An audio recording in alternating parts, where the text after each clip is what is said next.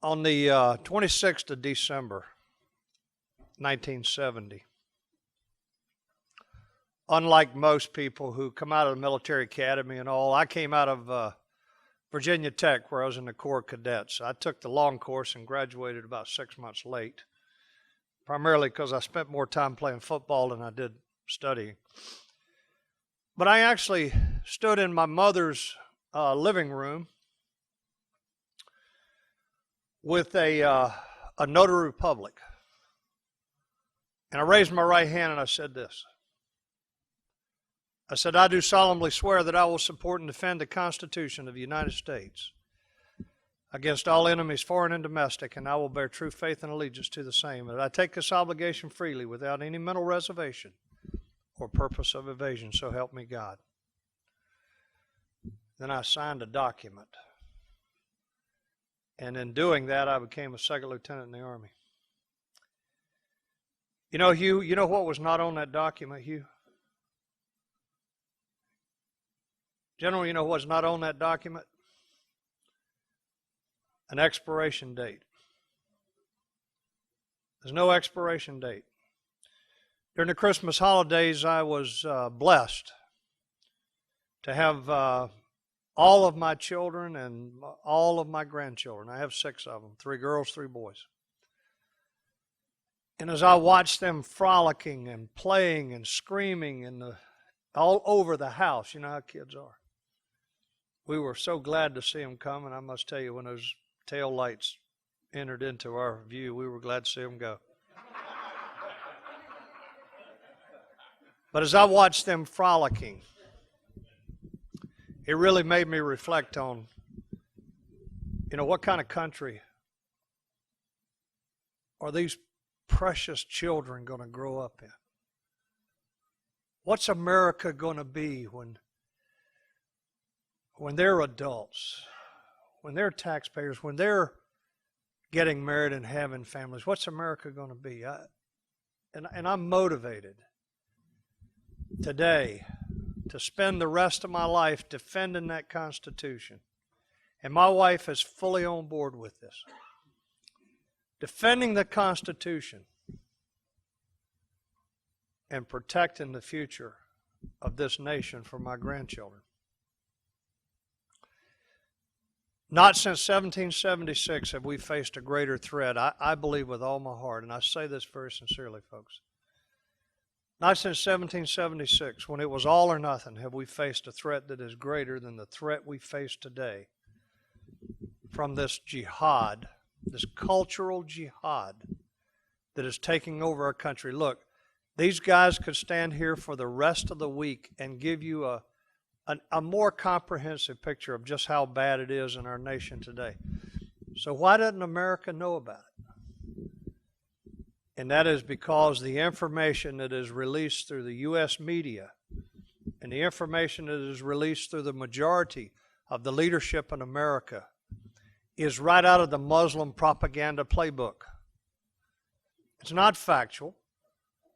Listen, this is a sophisticated enemy. They know us better than we know ourselves. They studied us. By the way, they had a long time to do it. They studied us, and they developed their plan. And now they're implementing that plan. Now, I talk to Americans all over the country about this. And I must tell you, when I get them alone, they say, it can't happen in America. It can't happen here. And this is what I say to them. Really? Then look at Europe. How many of you realize that all the experts, and it's not just Mark Stein in his book, America Alone. It's people like Bernard Lewis, the most renowned authority in America on Islam. All of them say that by the middle of this century, Europe will be an Islamic continent. The whole continent of Europe, and they can't stop it. They can't turn it around. You know why? Because they did exactly what America is doing today. They ignored the threat. You see, as the Deputy Undersecretary of Defense for Intelligence, I had the unfortunate responsibility for helping to develop the strategy for the war on terror, which was a terrible mistake to call it that. Terrorism is a tactic. And that was the first problem we had. But I worked with the Joint Staff and the rest of the Office of Secretary of Defense. And I tried to tell Donald Rumsfeld, sir, you don't understand. We can't call this a war on terror. First of all, it's the theology of Islam. It's not a religion. It's the theology of Islam. There's a religious component to it, but it's the theology of Islam that compels these people to want to destroy us. And the target is our Constitution. That Constitution that we are sworn to support and defend. The target is the Constitution because, as Steve said, freedom to those that are adherents to authoritative Islam. Freedom is the freedom from man-made laws. Secular man-made laws. It's the freedom from that. Freedom has a different concept for them, and their target is the Constitution of the United States. And I love Don Rumsfeld. Don Rumsfeld really supported me in a very difficult time in my life when the media was going after me. And Rumsfeld fought with them. Well, I love Rumsfeld. But he said about 2 months ago on CNN when Fareed Zakaria said to him, Mr. Rumsfeld, did the Bush administration make any errors in dealing with the war on terror? And Rumsfeld looked right at him and said, yeah, we did. And you could see Zakaria's mouth watering. Oh, now I'm going to get something. I'm going to get something on the Bush administration. He said, what was the mistake you made?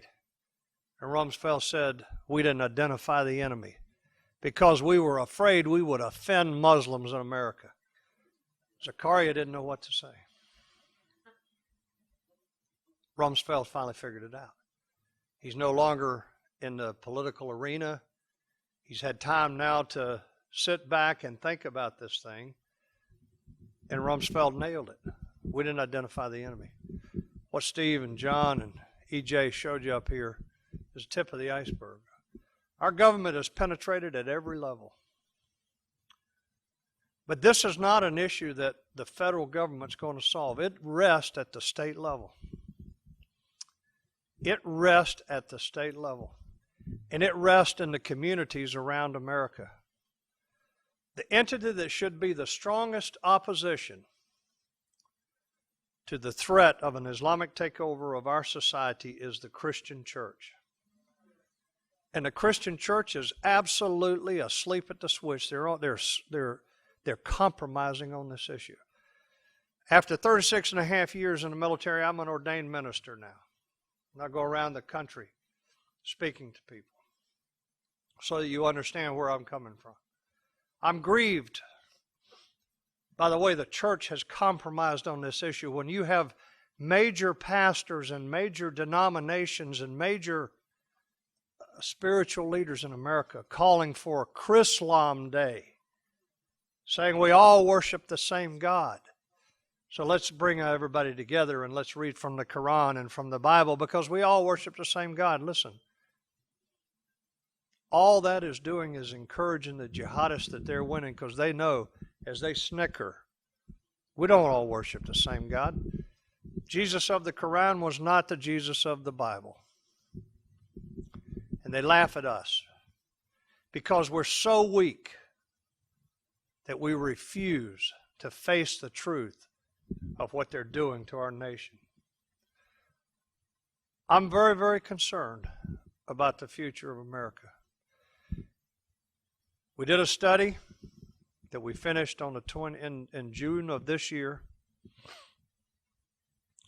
through the Center for Security Policy, where we looked at 100 mosques all across the country.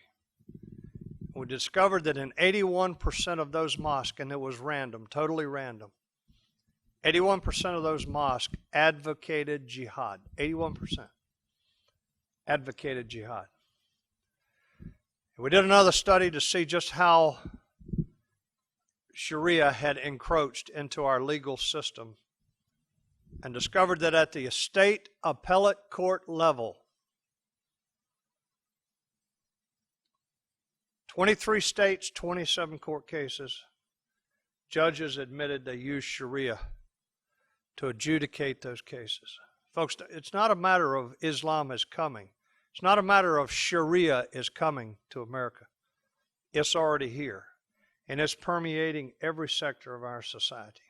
1978, I had the great honor of being asked to be a member of the Delta Force as it was stood up at Fort Bragg, North Carolina. The Delta Force was created because of the growing concern about Islamic terrorism.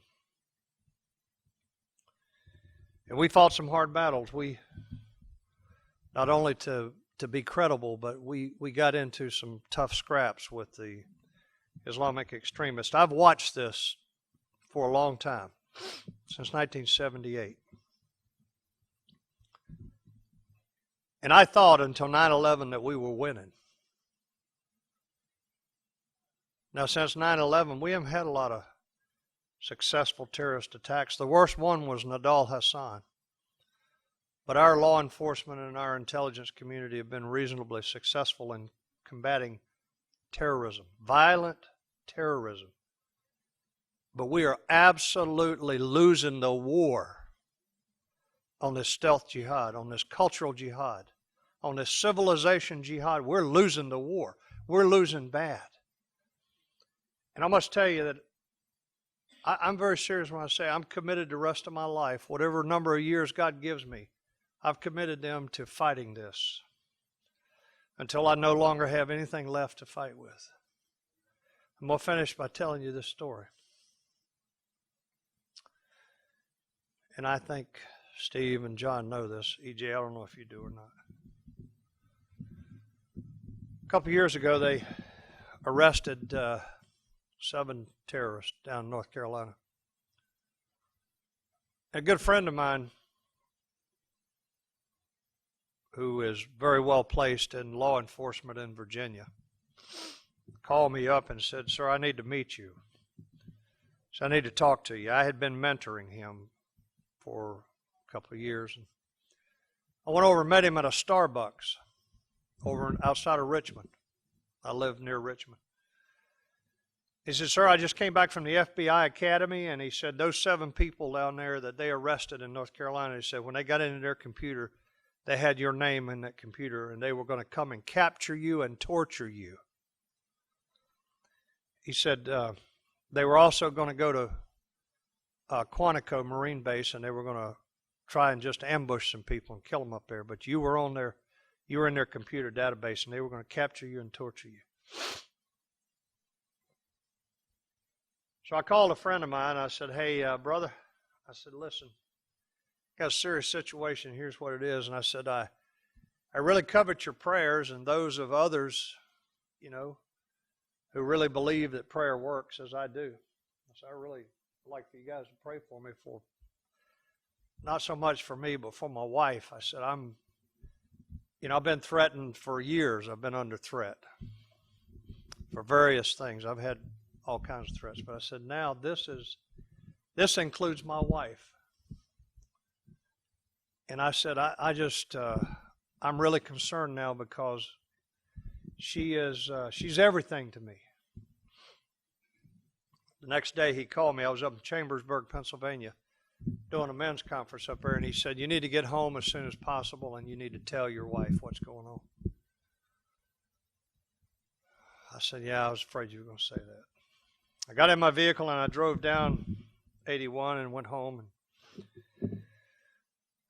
I walked in the house and my wife was standing there. I said to my wife, "Hon, I need to talk to you about something very serious." And she backed up against the sink and she gripped the sink with both hands. She said, "What is it?" I said, "Well, here's what happened." And I looked at her and I said, I could deal with the threat against me. I've run the good race. I'm not afraid of these people. I said, but if anything happened to you, it would that would kill me. It would be the end for me if anything happened to you. And if they come after me, they'll come after you. If they try to hit me, they'll hit you. And I said, I'm ready to just stop doing this. And I'm ready to just focus on the promulgating the gospel of Jesus Christ as a minister.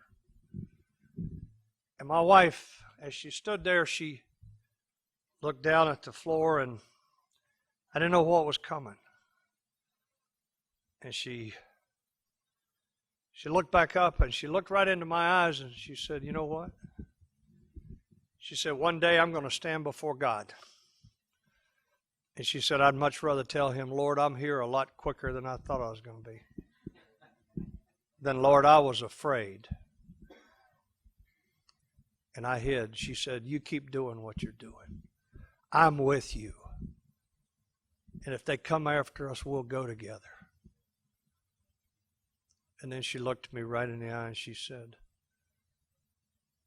go over there to your brother's gun shop and get me another pistol.